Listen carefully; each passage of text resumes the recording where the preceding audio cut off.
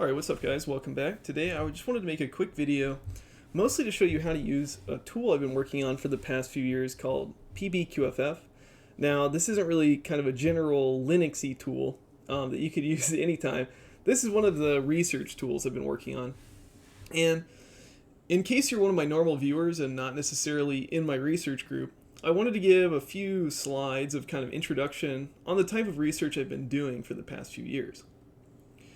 So what I've been doing is called basically computational spectroscopy. So the two major kinds of spectroscopy we look at are vibrational spectroscopy, that you can see on this slide, and then if you look really closely you'll see that the other slide is called rotational constants. So two of the big things that we compute are vibrational frequencies and rotational constants. So on this slide I'm just throwing out a few things. So this is for the water molecule shown here. This isn't usually how I would draw it, but that was the first thing that came up on Google Images. So there's water. You can see over here on the left perhaps the easiest way to think about infrared spectroscopy. So if you put water or some other molecule into a machine like this, which you might have seen if you have taken organic chemistry, then what comes out is a spectrum that looks kind of like this. And this one actually isn't a great example because some of the peaks are really big and kind of blurred together. So, but in a more general sense, you can take those peaks and extract an actual value from them. So in the case here, the vibrational frequencies of water, this is just a quick calculation I did in Gaussian. So they fall somewhere around here. So you can see that these two big peaks are actually blending into each other over here. And then we also do see this appearance of the peak around 1600. So when you do it experimentally, you get something like this. You can extract the frequencies from the spectrum like that. On the other hand, if you're working with a computer, you start with the molecule itself, plug it in, you do some quantum mechanics and stuff like that, and you get out just this list of frequencies. So that's the kind of thing I've been working on. Now you can do the same thing for rotational spectra, and I'm showing here just an example of a rotational spectrum, but you can actually obtain these equilibrium rotational constants just from the structure of the molecule. So this actually goes over here. This is these are from Wikipedia. This is the rotational spectrum of this molecule, but this is actually going back to water. And you can see here that these are in gigahertz. These are just big numbers. So these actually only depend on the structure of the molecule. But you can actually obtain some other stuff from this kind of spectrum that's obtained experimentally. And I don't even know the full details of that. Again, basically what we're getting from our computer programs are lists of numbers like this that we know that experimentalists can use to match spectra like this. Now, what exactly is my research? So I told you that these numbers just came out of a quick Gaussian calculation.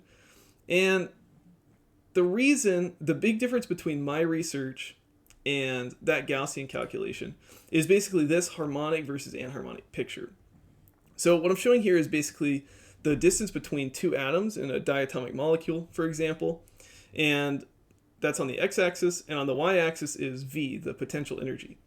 So if you've taken physics or chemistry, you've probably heard of the harmonic oscillator, or you can even think of this as just a spring. Now if on the red curve, that's called the harmonic oscillator. And you can see that when I stretch something out, the potential just keeps going up. When I compress it really close, it just keeps going up. And that's not really how real molecules and real bonds and even real springs behave. What you expect to see in real life is something more like this blue curve. So this would be like an anharmonic oscillator. So if you think about it, just a spring, if you pull it really far apart, eventually the spring breaks, right? And the potential levels out. And that's what we're seeing here, this asymptotic approach. And also, if you try to put two physical objects on top of each other, the potential actually increases faster than the harmonic oscillator would predict. So if we put this in terms of an equation, you can see down here, the harmonic oscillator is just this first term.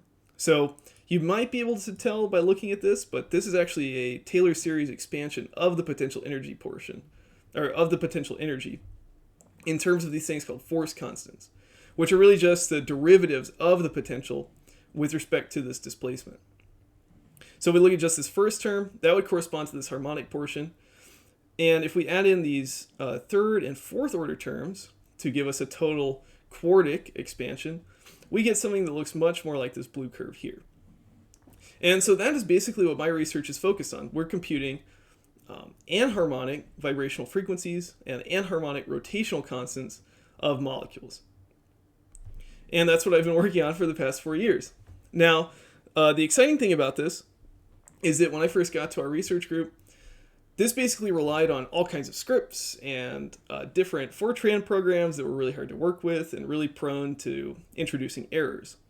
So what I've worked on for the past, I guess I would say 3 years, so 3 of the 4 years I was in grad school, I was working on this program called pbqff.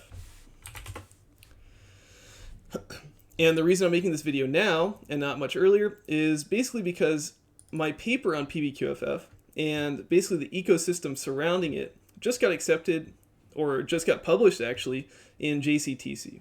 And is actually, you can see here the table of contents graphic I made. We got a push button QFF. You'll probably see something like this in the thumbnail. And we also made it onto the cover. So this is my first use of Blender. I had a lot of fun making this. So go check that out if you want.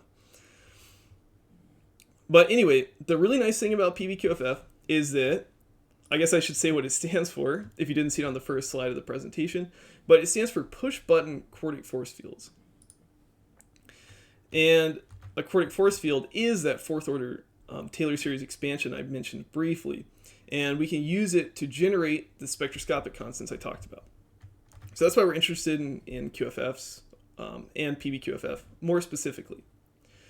So in line with its push button name, pbqff seeks to generate QFFs basically at the push of a button.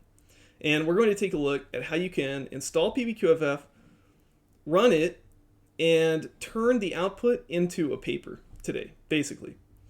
So this basically summarizes the past 4 years of my work in my PhD, and it'll show you kind of a taste of the kind of research I've been doing and how you can use this tool to actually produce high quality research of your own.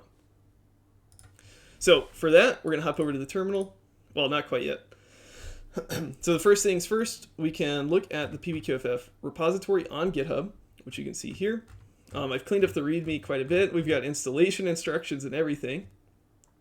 But since I'm doing this inside of a VM, just to show you what it looks like to do this kind of thing from scratch, we're going to have to do one thing first. We need to actually install Rust.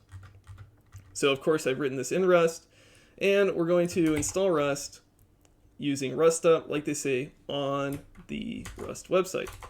So I'll go ahead and paste this in somehow, I hope. Shift B. Oh my goodness.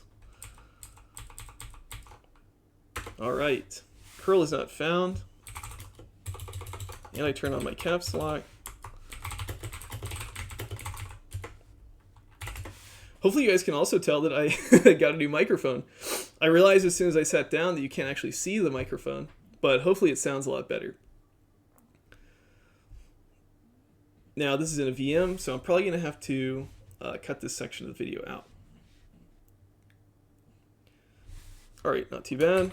We can go back to this. Let's go ahead and install Rust up. Command, okay. Somehow I got tildes around both sides of it. We are going to probably need to customize this installation. That looks fine. Tool chain, I actually want nightly. Profile, we'll go default. Sure. Proceed. There we go. Yeah, so I know I need nightly because a lot of the features I use in pbqff and its supporting packages do use nightly features. Or at least they use unstable features, not necessarily nightly features. We'll see how this goes. So this is just installing Rust. Probably I'll cut this part out. Great, that was fast. And just to make sure it's installed, let's do cargo dash version. Okay, hold on. To configure my current shell, this will reload. Let's try a new terminal. Let's see, cargo Beautiful. All right, we've got cargo. Now we still have nothing here, so we need to actually clone pbqff. So that's done. I showed you the paper. We installed Rust. Now, if we want to actually install pbqff, we can just copy this. Yes.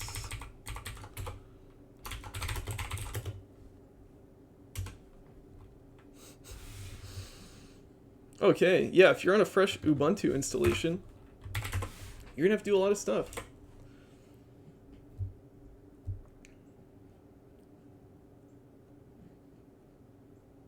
I sure hope Python's installed. New window. Python is not installed. Python 3? Did I mean Python 3?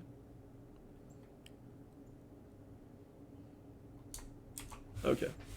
Anyway, we got Git. Let's try Git cloning pbqff. And then we'll go back and try to follow these installation instructions. So you'll see here, all we should have to type is make install.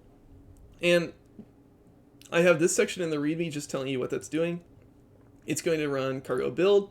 It's going to turn on this version feature, which lets you just check the version using check the Git version of what you have installed. And it selects the correct bin and compiles it in release mode. And then it's going to link that into a directory that's presumably on your path, as it says here, under the name pbqff. So we're finished doing that. Let's try to go ahead and do make install. Goodness. Okay, install make.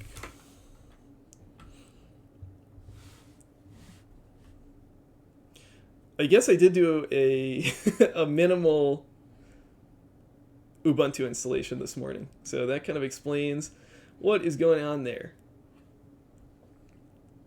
All right, we should have make. Let's try make install.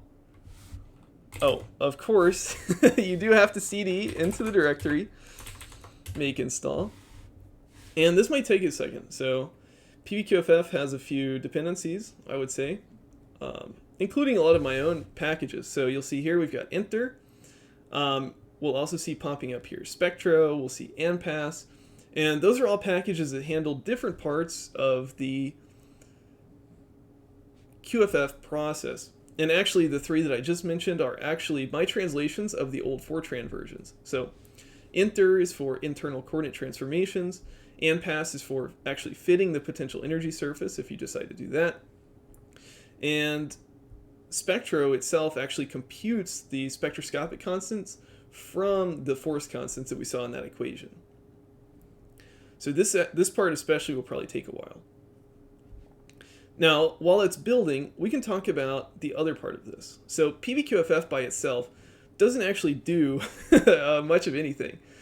It relies on a quantum chemistry program to actually generate the energies, the single point energy calculations that go into computing the vibrational frequencies and the rotational constants, everything it does.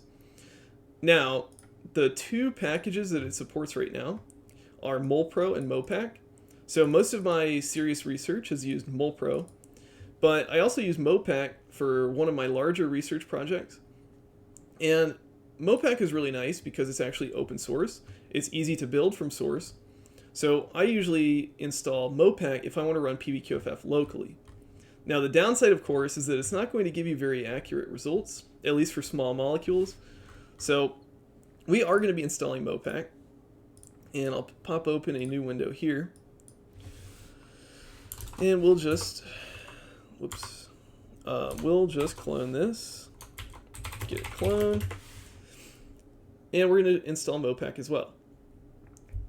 Now, part of the reason I'm making this video is that I've just gone through all of these steps a couple times recently. Wow, I don't have a C compiler. Linker CC not found. GCC not installed. Okay, yeah, so I've just recently gone through these steps to install this on a couple people's computers, so I figured it would be worth making a video just to show off pbqff and document this process. So again, over here, we're installing pbqff itself. Over here, we're going to be installing MOPAC, which is a quantum chemistry package that pbqff can use. Now let's hop into MOPAC. Now I expect that I will have to install CMake, but let's just go ahead and do mkdir build. We go in there. Now we're going to run CMake. Yep, and we don't have CMake, so we have to install that. No problem. All right, it looks like, oh no, I see. Make install. That's crazy. We didn't have any linker installed. Looks like I'm compiling on Linux, and I don't have pkgconfig. Now, this error right here exactly is the reason that I added this feature as a version. Because I try using the git rust crate to locate the git version of pbqff before installing it. Now, sometimes you get stuff like this, especially on a Mac. I had a huge problem getting this to compile on a Mac, so I added this version so you can turn it off. Now, in my case, I will just install pkgconfig so that we can get the nice versioning, but we don't have to do that necessarily. And that's something to keep in mind. If you're building on if you ever get a problem with OpenSSL, just take out this features equals vers thing. Because if we look at my cargo toml, we have an optional dependency, or we have an optional build dependency on git2. And then if we look at the build script, you can see that when this feature is turned on, we use git2 to discover the repository that we're building in, so that we can get like a real version number. And if the version feature is turned off, we just say that the version is dead beef, which is a classic funny hex number word. Okay, so let's see how that's going. Let's try this one more time. Make sure I have the development version OpenSSL. Okay. These are really nice error messages, at least. All right, let's try cmake ... no Fortran compiler.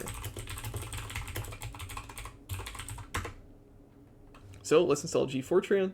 Oh, right, I'm running apt on the other terminal. Okay, so we'll just go back and forth. I am also going to need numpy, I think. Let's do apt search python numpy. I usually like to install this from the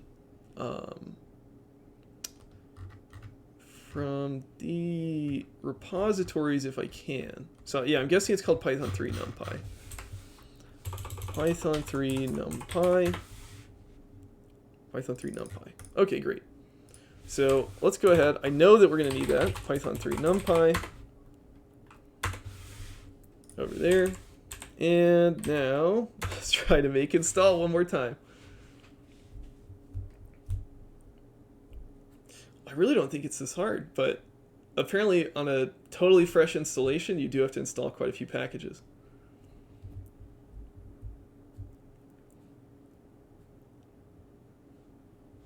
All right, let's try our CMake again.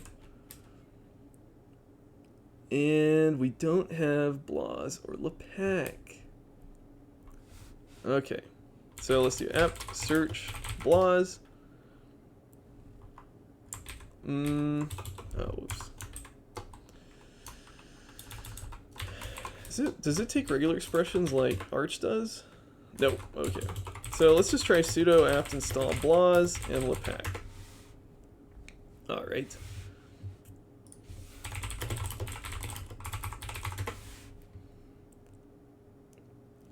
Let's see what they're called. All right. Oh, they're called libblas. Okay. We'll go with this. Great. Okay, so it looks like pbqff ran.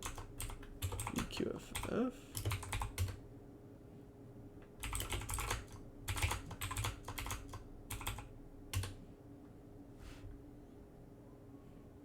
Oh boy. Okay.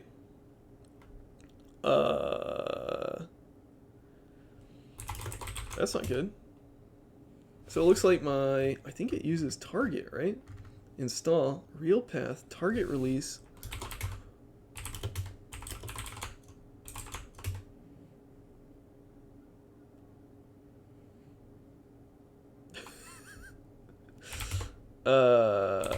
what's this? Broken symbolic link. Let's try this again. Okay, there we go. And you can see the version there. Let's just delete that, check the version again, and we can also check the help message. Okay, so you'll see that we have an option for resuming from a checkpoint, we have an option for overwriting existing output, and all this kind of stuff. That's great. So over here, I'm going to try to CMake again. Python 3 and NumPy. Did I not install NumPy? Python 3 NumPy. Okay, it's already installed. Okay, so that's fine. We might just need a new terminal. New window.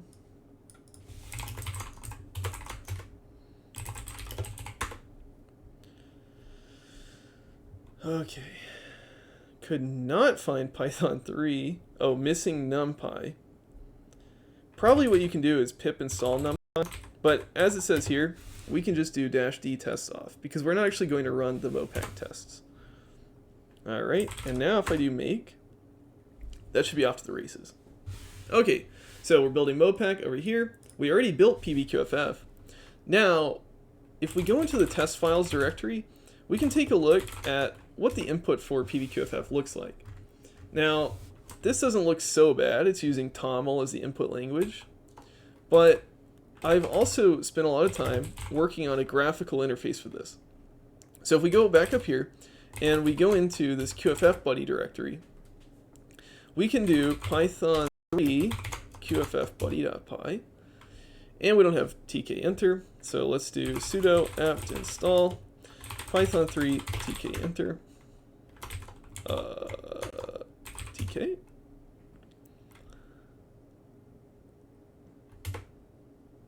Let's try that. Okay, now it looks like MOPAC is here. Now what I usually like to do, and actually what pbqff kind of expects you to do, is to make dir an opt MOPAC directory. You'll need sudo for that, and then I'm going to do ln-fs real path MOPAC. What? Okay, that's fine. MOPAC into opt MOPAC MOPAC. You'll need sudo for that as well. Opt MOPAC, and we'll see there is our MOPAC. Let's try this again. Idle lib. Okay, I do forget where to get that.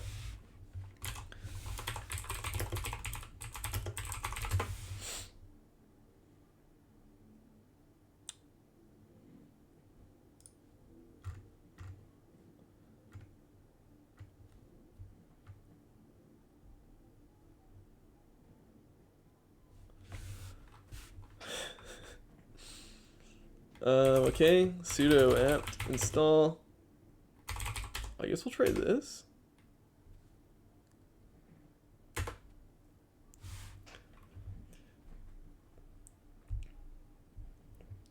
Alright, yeah, I'm going to be watching back this video, and I'll be sure to compile a list of dependencies to add to the README. Alright, now we should have MOPAC installed. We can check this somehow, but let's just go back to QFFbuddy. QFFbuddy. Okay, of course we don't have Python 3.7. So, oh wait, QFFbuddy.py. Okay, now you can see my beautiful graphical interface. Let's try to resize this just so we can see everything. And let's get down to business. We may also actually want to copy this into our path. Let's do that. So just like we did with MOPAC a second ago, let's go ahead and do sudo ln-s. We'll do real path QFF qffbuddy.py. We're going to link that into /user/bin QFFbuddy. Okay, now let's get out of all of this and come back over here. Now I'm going to make a directory called research, and we can go into that. And let's just make a directory called, we'll say H2O instead of water. So what we're going to do in this directory is actually build, let's close this, is actually run pbqff. So we have QFFbuddy in our path now. We can run that, resize it again. And let's just go ahead and come up with a quick Z matrix for water.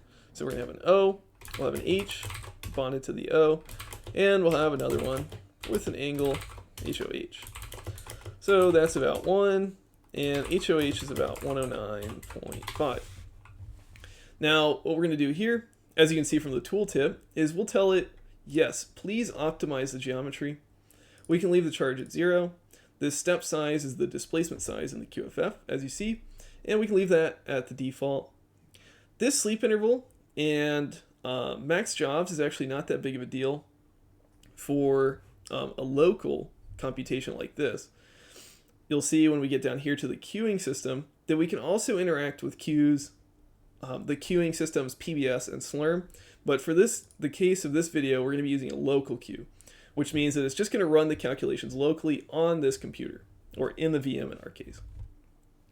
So we'll go ahead and say max jobs at once. That's fine, 1024. And jobs per chunk, we'll do 256. That's probably more than, actually, let's change this a little bit. Let's do 16, and this is fine, 1024. We won't even have this many jobs. Now, we're not going to need any checkpoints, and let's go down here to the coordinate type. So, the coordinate type, if you don't know what's going on, probably you should just click normal, and we use finite differences because it'll make it a little faster. Now, this is where research comes in. If you're going to use this for serious computations, you might want to figure out what all these things actually mean. But suffice it for now, SICs or symmetry internal coordinates. You can find descriptions of these in tons of our papers. Cartesian coordinates are simply, the x, y, and z coordinates. And then the normal coordinates are what you might expect. They're normal coordinates. As I mentioned, we're going to be using MOPAC, which we just installed. And you can see that this changes the template input file. So basically, this is the first line of your MOPAC input file, and that's going to get spliced into every single one of the points in the QFF. If you wanted to use your own parameters, like I do in a lot of my work, you can add something like external equals params.dat, and then just put your parameters in params.dat. So this is basically the main mechanism for altering how each step in the QFF runs. If we wanted, we could enable a custom queue template. But again, for a local queue, it's going to be really simple. We're not going to need any kind of custom queue template. But if you wanted, or you needed it for something like, these are some of the computers we run on. You can see if you had a bash, or if you were using Slurm, or I guess this is for, this one's for PBS, you would have a queue template that looks something like this. And in this custom template, you can adjust things like the name of the scripts, the number of CPUs you're using, the memory, and of course this one is tuned for MolPro. So I'll go ahead and select all of this, delete it, and turn off the custom queue template. Now another thing that might be important when you're using MolPro is you can actually use a hybrid method. So let's say you wanted to use a more expensive method such as F12TZCCR, which I also have several papers about, as the base of your QFF. So you would use this for the harmonic portion of the QFF. Then you can go down here and you can use a cheaper level of theory like F12TZ, F12DZ for the cubic and quartic force constants. So if you wanted to do that, you just toggle this on, and then you can enter a separate template for the cubics and quartics. Okay, anyway, all we really needed was the geometry. Say yes to optimize. We left most of this alone. We did adjust the jobs per chunk, which is just how many individual single point energies get lumped into a single bash or PBS or Slurm submission script. And then we selected a coordinate type. Normal coordinates are a really nice default. They keep the automatic nature of Cartesian coordinates with most of the speed of symmetry internal coordinates. And if we tick on finite differences, you'll see here that instead of performing a fitting, this uses central finite differences to compute the force constants. We can get an even bigger speed up than SICs. Since we only have MOPAC installed, we picked MOPAC, and then we're going to use a local Q. Of course, if you're using this on your computer cluster, you'll probably want to use PBS or Slurm. Here's our input file, which is actually fine, just the default MOPAC template is good. And at the very bottom, you'll see the file name we're going to generate, pbqff.toml. So we can generate that, and for the sake of this video, let's go ahead and take a look at that. But we could also click run, and this run button right here really made push button QFF run at the push of a button. And I guess just for fun, we'll do that. So let's run pbqff literally at the push of a button. This just makes sure you know you're about to overwrite stuff. Yes, let's overwrite. Okay. So it says disown is not found. It's probably okay. Let's get pbqff.out. And you can see our QFF ran basically instantaneously. So before we look at the results, let's take a quick look at pbqff.toml. And you can see it's basically just the text file version of what we were working on in the GUI. You'll see here's exactly our geometry we pasted in. Optimize equals true. There's our charge, step size, sleep interval, job limit, blah, blah, blah. We've got everything we looked at before. Okay, there's our template exactly. Program equals MOPAC, Q is local, checkint equals 0. Great. Of course, you can always do this without the graphical interface. You can just use that. But if you like using the graphical interface, it's there for you. Now, the other thing to look at is pbqff.out. And let's make this terminal a little bit bigger so we can see that. So the first thing it prints is our the process ID, the version. It tells you how the optimization went. It shows you the optimized and normalized geometry. And after that, it's going to tell you the point group. Another update, it shows you the normal coordinates themselves. It shows you the harmonic frequencies. Now, as you can notice, these are very different from what we saw before using B3LYP from WebMO in Gaussian. And this is what I was saying. MOPAC is very fast. It's very nice that it's open source. It's easy to build, easy to run, but it's not going to give you very accurate results for a small molecule like water. So that's what you see here. This is just some kind of transformation. These are the equilibrium rotational constants that we also looked at briefly in the PowerPoint. We print the geometry again for some reason. Then we've got our full output file, basically, vibrational frequencies. These are the rotational constants. So when you look at this 0, 0, 0, those are your vibrationally average rotational constants. Then we have our singly vibrationally excited rotational constants. So this is a single vibrational quantum in mode 1, mode 2, mode 3, and so on. And then we also have some other constants down here. So we have the quartic and sextic distortion constants. You can see here. And at the very bottom, you should see normal termination of pbqff. Great. Now, the other important file that comes out here is this spectro.json file. You can see this is actually a pretty printed JSON file that has all of the same information. And the reason for this duplication is that I have another program called Summarize. And I just worked on this README today. So if you've ever seen it before, take another look. And what we can do with Summarize is basically format all of this stuff, the stuff in pbqff.out. We can format it really nicely for papers. So before we finish the video, let's go ahead and give that a try. So let's remember where we were. But for now, let's do git clone.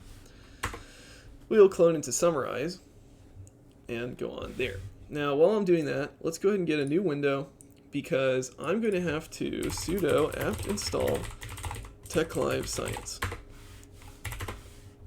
So if you've been keeping up with any of my other videos, you'll know that I'm doing a bit of a series on LaTeX. And of course, we write most of our papers in LaTeX. So I'm going to show you how to use Summarize to generate basically all of the data tables you need for a paper.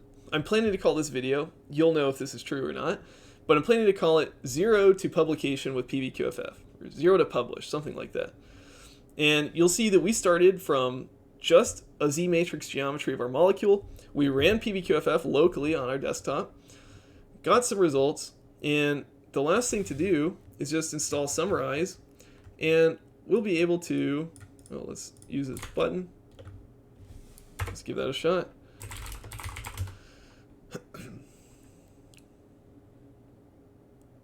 Okay.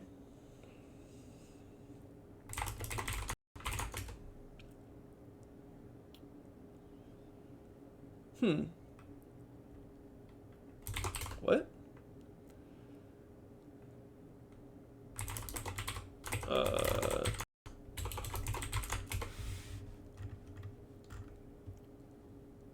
So this does install. All right, let's try the other one. Cargo build. Field to load manifest for dependency spectro. Oh. Sorry for the bell. And this one has a path dependency. Okay, let me pause the video. I'm gonna go fix that. I'll be right back. Okay, we are back. If I just do git pull again, that should be all taken care of. I just updated that on my outside of the VM. Of course, I could have done it here, but I'm not actually signed in. Yep, remove path dependency and Summarize bin. Okay, great. Now, let's try this again. What did I say? Make build. All right, let's let that build. All right, and LaTeX should be good to go as well. So we can go back into our research. Great. Go back into water. And what we're going to end up doing basically is we're going to run Summarize on spectro.json. And of course, it's not going to work yet. But I'll show you the output of that. It's going to look pretty similar to pbqff.out, all of this stuff down here. But when we run it with the -t or --tech flag, it's going to spit out basically a full LaTeX document, and we should be able to compile that directly. So great. Now that I did that, let's go ahead and do a sudo make install. And okay, you'll see that it actually linked it to our Summarize. The reason for that is that I used to have a program called Summarize. It was written in Go. And when I wrote this one, I pre-pinned the R to stand for Rust. So we'll actually run our Summarize. And let's run this, and we'll pipe it to less, just to see what it looks like. Now you'll see we get this kind of tabular form. We've got the dashes, and we've got all this stuff. So the really nice thing about this compared to the pbqff output is that we can actually do multiple molecules. In this case, of course, I'm doing the same file twice, but this will just give you a sense for what it looks like when you do more than one. So you can do as many as you want here. The idea is that you generate your whole paper's tables with one command. So let's actually go ahead with this, and we'll pass it the tech flag, and we can pipe it to less again just to show you what it looks like. And you can see this. We've got a full LaTeX document, which I need to get back to my LaTeX series, but probably if you've watched this far, you know how to use LaTeX. So we've got all this, go through it. Instead of piping it to less, let's go ahead and just write that into a file. And if we do pdf LaTeX main.tech, and let's try xcg open main.pdf. All right, looks like, what's this, ocular? And you'll see, there we go. We've got basically publication quality tables at not quite the push of a button. I mean, we had to type some stuff in the terminal, but you see what I mean. So there you have it. I think I'm going to end the video there. We saw how to install pbqff, including all of its dependencies on a fresh installation of Ubuntu. We saw how to use QFFbuddy. or just the TOML file directly to set up a quartic force field calculation. And then we saw how to use summarize to turn the output of those calculations into tables that we can submit to a journal.